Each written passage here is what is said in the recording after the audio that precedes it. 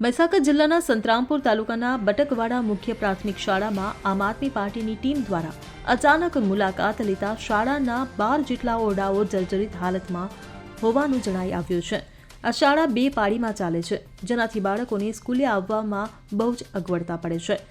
1 થી 8ની આ શાળામાં કુલ 433 બાળકો અભ્યાસ કરે છે। પ્રિન્સિપાલ ઓફિસ સહિત ફક્ત 6 ઓરડા થોડા સારા હોવાથી બાળકોને બેસવામાં બહુ જ મુશ્કેલી પડે છે। ત્યારે સૂત્રો દ્વારા મળતી માહિતી મુજબ આ શાળામાં ઓરડાઓ માટે ઘણી રજૂઆતો કરી હોવા છતાં હજુ સુધી કામ શરૂ થયું નથી।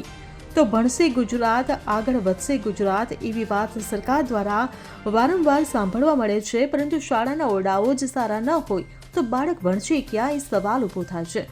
ઓરડાઓની હાલત જર્જરિત હોવાથી બાળકોને જીવના જોખમે ભણવું પડે છે। બાળકોની કોઈ જાનહાનિ ન થાય એ પહેલા આ ઓરડા તાત્કાલિક મંજૂર થાય તેવી લોક માંગ ઉઠી છે। આજ રોજ બટકવાડા ગુજરાતી નિશાળની મુલાકાત લેવા માટે અમે આવ્યા હતા, પરંતુ મુલાકાત લીધા પછી અમને એવું જાણવા મળ્યું ગામ લોકોની રિક્વેસ્ટ અને રજૂઆત અમારે એમ કહેવું છે કે જે આ સ્કૂલની અંદર 14 શિક્ષકો છે, 450 વિદ્યાર્થીઓ છે અને ઓરડા છે 6। તો મારો પ્રશ્ન એ છે સીધો કેબિનેટ મંત્રી ડિંડોર સાહેબ, કેમ કે હાલ શિક્ષણ મંત્રી તરીકે એમ ફરજ નિભાવી રહ્યા છે, તો સંતરામપુર તાલુકાની વિધાનસભાના જીતેલા અને બટકવાડાના નાગરિકોએ, જાગૃત નાગરિકોએ એમને ખોબે મત આપી અને ધારાસભ્ય બનાયા અને આજે સરકારમાં બેઠેલા કેબિનેટ મંત્રી તરીકે શિક્ષણ ખાતું એમની પાસે છતાંય એમના ઇલાકામાં આજ દિન સુધી આટલી બધી સ્કૂલો જર્જરિત હાલતમાં હોય અને બાળકોને ભણવા માટે એટલી બધી તકલીફ પડતી હોય અને અહીંના જે બાળકોના વાલીઓનું એવું કહેવું છે કે આ સ્કૂલ 2 પાલી ચાલે છે। 2 પાલી એટલે મતલબ કે સવારમાં 6 વાગ્યે બાળકોને મૂકવા આવવાનું અને ફરી પાછા 12 વાગ્યા પછી પાછા મૂકવા આવવાનું, લઈ જવાનું। તો મારું એ કહેવું છે મંત્રી સાહેબને કે તમે ગુજરાતમાં બીજી જગ્યાએ મોટા ડંફા મારો છો, એના કરતાં પહેલાં તમારા ગામનો અને તમને જે પાયામાંથી તમને સુવિધા આપીને મોટા કર્યા ત્યારે આજે કેબિનેટના મંત્રી બન્યા એ વ્યક્તિઓને કેમ ભૂલી જાઓ છો? એમનું કામ કરો અને એમના બાળકોને ભણાવો। તમે આજે આદિવાસી છો અને અમે પણ આદિવાસી છીએ, તો આદિવાસી તમે ક્યારે કે તમને જરા શિક્ષણ મળ્યું ત્યારે તમે કેબિનેટ મંત્રી બની શક્યા છો ને?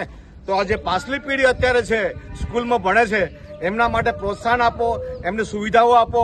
આજે આ રોડ છે, અહીંયા લોકો નિશાળ જતા બાળકો ગાડીઓ ઉપર અને 4 વ્હીલ ઉપર લટકીને આવે છે, એ જો અકસ્માતે મરી જશે તો એમનો જવાબદાર કોણ છે? માટે અમારા શિક્ષણ મંત્રી સાહેબને મારે એમ કહેવું છે કે તાબડતોબ આ સ્કૂલના જે ઓરડા મંજૂર થયેલા હોય તો તાત્કાલિક મંજૂર કરી અને ઓરડા ચાલુ કરાવે, અને જો જે જર્જરિત હાલતમાં જે ઓરડા છે એ અત્યારે એની જોડે જ બાળકો બેસે છે। જો વરસાદને ચોમાસાની સિઝન ચાલે છે અને જો ઓરડો પડી જશે અને જો બાળકો કોઈ મરી જશે તો જવાબદારી કોની રહેશે? માટે મંત્રી સાહેબને મારું એ કહેવું છે કે તાકીદે આ સ્કૂલની મુલાકાત લે અને આ ઓરડા જે જર્જરિત હાલતમાં છે એમને પડાવી અને બીજા ઓરડા તાત્કાલિક મંજૂર કરી અને કામ ચાલુ કરાવે એવી મારી માંગ અને વિનંતી છે। અને જે આ જે શિક્ષણ મંત્રી, જે શિક્ષણ ડીડીઓ છે, ટીડીઓ છે, એ પણ શું ધ્યાન આપે છે કે આજે સંતરામપુર નજીકમાં છે, પ્રાંત અધિકારી છે, કલેક્ટર સાહેબ છે અને મોટા જાહેરનામા પાડે છે કે અમારી સ્કૂલો આવું ચાલે છે। ખરેખર આ સ્કૂલોની અંદર આવી અને હરૂભરૂ તમે મુલાકાત લો તો તમને ખબર પડે કે આ ગરીબ લોકોના બાળકો જો મરી જશે તો એમનો વારસદાર કોણ થશે? એમના માટે કોણ વાલી થશે? માટે આપ સાહેબને મારી રજૂઆત છે। આમ આદમી પાર્ટી સંતરામપુર તાલુકા પાર્ટી પ્રમુખ દલસુખભાઈ વી બામણિયા। સોમનાથ ધનજીભાઈ ચંપાભાઈ ગામ બટકવાડા, જે અમારા છોકરા ભણવા આવે છે પણ અમારે કંઈ સુવિધા સારી મળતી નથી। એમાં છોકરા કોઈ ટાઈમે નિશાળમાં ઉઠતા નથી, બીજા ઘરે જ પાછા સંગાતે ઘેરે પાછા આવે છે। નમસ્કાર, મારું નામ પર્વતભાઈ ડામોર છે। અહીંયા ખેડા બટેકવાડા મુખ્ય પ્રાથમિક શાળા, અહીંયા જ્યારે અમને નાગરિકો દ્વારા જાણ કરવામાં આવી કે 6 ઓરડામાં 2 પાળી કરીને અહીંયા શિક્ષણ આપવામાં આવે છે। હવે અહીંથી શિક્ષણ મંત્રી સાહેબનું ઘર 2 કિલોમીટરની અંતરે આવેલું છે। હવે ગુજરાતના શિક્ષણ મંત્રી છે અને એમના જ વિસ્તારની અંદર અહીંથી એક દિવસ બી અમે કીધું હતું કે 99% સ્કૂલો જર્જરિત હાલતમાં છે, એમને મંજૂર કરીએ છીએ કરીને એ આજ દિવસ સુધી ક્યારે બી શિક્ષણ મંત્રી શિક્ષણ પ્રત્યે કોઈ ધ્યાન આપવામાં આવતું બિલકુલ નથી. તો અમારું શિક્ષણ મંત્રી સાહેબને રજૂઆત એટલી જ છે કે શિક્ષણ મંત્રી સાહેબ, તમને અમે વોટ આપીને ધારાસભ્ય બન્યા પછી તમને પાર્ટીએ કે જે તે વ્યક્તિએ તમને બનાવ્યા છે શિક્ષણ મંત્રી, તો એનો લાભ અમને ક્યારે મળશે? પૂરા ગુજરાતમાં તો વાત ઠીક છે, પણ અમે તમને વોટ આપ્યા છે તો અમને આ તમારો લાભ ક્યારે મળશે? અમારા બાળકો ક્યારે ભણશે? તમે કહો છો કે અમે આદિવાસી સમાજને આટલું કરી આપ્યું, આદિવાસી સમાજના બાળકોને શિક્ષણ આપીએ છીએ. અરે સાહેબ, મારા આપણા વિસ્તારમાં 6 ઓરડામાં 433 બાળકો ભણવા મજબૂર કર્યા છે. એ કોને? તમે. અત્યારે તમે શિક્ષણ મંત્રી છો, તો જો 6 ઓરડામાં ભણવા માટે મજબૂર કર્યા હોય તો આપણા સાહેબ તમે જ છો. તો તાત્કાલિક ધોરણે અમારા અહીંથી તમને રજૂઆત કરવામાં આવી છે. 12 ઓરડા ડિસમેલ કરી અને નવા મંજૂર કરવા સાહેબને તાત્કાલિક ધોરણે. અને જો તમને અહીંયા સત્ય નહીં દેખવા મળતું હોય તો સ્કૂલમાં આવો, તો તમને ખબર પડે કે ખરેખર સાચી રજૂઆત અમે કહીએ છીએ કે ખોટી કરીએ છીએ. બસ, વધારે હું નથી કહેતો સાહેબ. તમે શિક્ષણ મંત્રી બન્યા છો, એમનો લાભ અમારા આદિવાસી સમાજને આપો. જય હિન્દ, જય ભારત. ચંપાભાઈ ગામ બટકવાડાનો રહીશ છું. અમારા બટકવાડા પ્રાથમિક શાળાના પગાર કેન્દ્ર છે.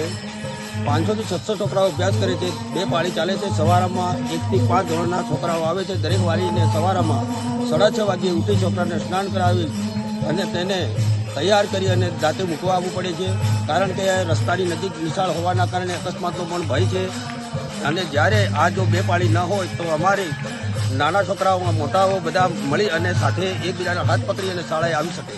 કારણ કે આમાં મેન હેતુ એ છે કે ઓરડાઓ જર્જરિત હોવાના કારણે રાજસ્થાનની અંદર જે ઓરડાની છત પડવાથી કેટલા માણસોએ પોતાનો જીવ ગુમાવ્યો, એવું જ્યારે બને ત્યારે સરકાર શું કરે? અમે તો પોતાનું બાળક ગુમાવી શકીએ ને. આવું ન બને એના માટે સરકાર હંમેશા કાન ખોલી અને સાંભળી અને આ જે અમારા વક્તાઓ જે વાત કરી છે એને ધ્યાને લઈ અને ઝડપી કામ કરી આ શાળાનું કામ ઝડપથી પૂર્ણ કરે. વારંવાર રજૂઆત કરવા છતાં કોઈ ધ્યાન ન દોરે તો એ સારું નથી લાગતું. તો એના માટે ધ્યાન દોરે, આટલું મારું કહેવું છે જાગૃત નાગરિક તરીકે. કલ્પેશકુમાર સુરેશભાઈ સંગાડા, ઉખરેલીથી. અહીંયાના જાગૃત નાગરિકો દ્વારા મને જાણવા મળેલ છે કે બટકવાડા મુખ્ય પગાર કેન્દ્ર સ્કૂલમાં 12 ઓરડા જર્જરિત હાલતમાં છે. ડિસમેન્ટલ માટે વારંવાર અરજીઓ કરવા છતાં આ સ્કૂલોનું 3 વર્ષથી ડિસમેન્ટલ માટેની અરજી થયેલી છે, પણ આજ દિન સુધી ડિસમેન્ટલ કરવામાં નથી આવી અને નવા ઓરડાઓની મંજૂરી પણ મળેલ નથી. અત્યારે 433 વિદ્યાર્થી અહીંયા સ્કૂલમાં હાજર છે. તેમ છતાં 3 થી 4 ઓરડાની અંદર આ વિદ્યાર્થીઓ બધા ભેગા થઈ અને ભણે છે. 14 જણનો સ્ટાફ છે પ્રિન્સિપાલ સાથે. તેમ છતાં હવે તમે વિચારી શકો નોર્મલી કે 3 થી 4 ઓરડાની અંદર 14 જણનો સ્ટાફ કેવી રીતે છોકરાઓને શિક્ષણ આપી શકશે? અને એક આપણે ગુજરાત સરકારનું એક વાક્ય છે કે ભણશે ગુજરાત, ખેલશે ગુજરાત, રમશે ગુજરાત, પણ એના માટે પૂરતું મેદાન પણ અત્યારે હાલમાં ક્યાંય દેખાવામાં આવતું નથી. અને સૌ ભણશે, આગળ વધશે, પણ જો ઓરડા જ નહીં હોય તો વિદ્યાર્થીઓ ભણશે ક્યાં? આ અમે જે અહીંના જે પ્રિન્સિપાલ છે સ્કૂલના, શું નામ છે એમનું? લક્ષ્મણભાઈ રજાત સાહેબ છે, એમને પણ પૂછવામાં આવ્યું છે. એટલે એમને પણ કીધું કે મેં વારંવાર અરજી કરી છે, છતાં પણ ઓરડા આજ સુધી બન્યા નથી અને આનો નિકોલ આવ્યો નથી. તો મારી એક માંગ છે કે તાત્કાલિક ધોરણે આ સ્કૂલનું ડિસમેન્ટલ થાય અને તાત્કાલિક ધોરણે નવા ઓરડા બનાવવામાં આવે અને શિક્ષણનું સ્તર ઊંચું લઈ જવામાં આવે. અને જે આદિવાસી સમાજ છે એ જે હંમેશા પછડાવવામાં આવે છે એ પછડાવા અમે નહીં દઈએ. અમે જાગૃત નાગરિક છીએ, એટલે તાત્કાલિક ધોરણે આ ઓરડા મંજૂર થઈ અને નવા બનવા જોઈએ. આ મારી માંગ છે. આમ આદમી પાર્ટી સંક્રાંતિ. મારું નામ તાવિયાર નરેશભાઈ સરદારભાઈ છે. આજે બટકવાડા પ્રાથમિક નિશાળની મુલાકાત લેતા હું વારંવાર અહીંયા રોડ પર રસ્તા પર જતા મને એક વિદેશ ચોપડા કરીને છોકરાએ મને ધ્યાન દોર્યું મારું કે નરેશભાઈ, અમારી સ્કૂલની અંદર 2 પાળી ચાલે છે. 2 પાળી ચાલવાથી બાળકોને આવવા જવા માટે બહુ ઘણી મોટી તકલીફ પડે છે. એટલે એના માટે કંઈક હોય તો કરો ને તમે એમ. તો અમે નિશાળની અંદર પ્રિન્સિપાલની મુલાકાત લેતા જાણવા મળેલ છે કે અમારી સ્કૂલની અંદર ઓરડાઓની ઘટ હોવાને કારણે અમે 2 પાળી સ્કૂલ કરેલી છે વૈકલ્પિક વ્યવસ્થાના ધોરણે. અમારે ઓરડા 12 ઓરડા કુલ જર્જરિત હાલતમાં છે. તો અમારે વૈકલ્પિક વ્યવસ્થાના ધોરણે અમે 2 પાળી કરેલ છે. તો સરકારશ્રી અત્યારે વર્તમાનમાં ભાજપ સરકાર ચાલુ છે એને એ જણાવવા માંગીએ છીએ કે તમે મોટા મોટા નારા લગાવો છો. અમે વિશ્વગુરુ તરફ જઈ રહ્યા છીએ. ભણશે ગુજરાત, જીતશે ગુજરાત. કઈથી જીતશે? તમારી સ્કૂલની પ્રાથમિક સુવિધાઓ નથી, ઓરડાઓ નથી, તો કેવી રીતે બાળકો ભણશે અને કેવી રીતે જશે? જો દેશનો વિકાસ કરવો હોય, બીજેપી સરકારના નેતાઓ એમ કે છે કે ભારત દેશ વિશ્વની અંદર ડંકો વગાવે છે.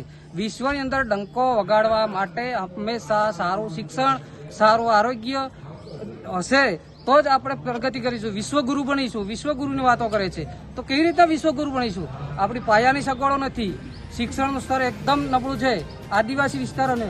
તો આપણે શિક્ષણ મંત્રી આપણા વિસ્તારના છે તે એમને કહેવા માંગીએ છીએ કે મંત્રી સાહેબ, જો તમારા શિક્ષણ તમારા વિસ્તારમાં જ સ્કૂલોની હાલત આવી હશે તો કેવી રીતના સમાજ આગળ આવશે અને કેવી રીતના ભણશે? બસ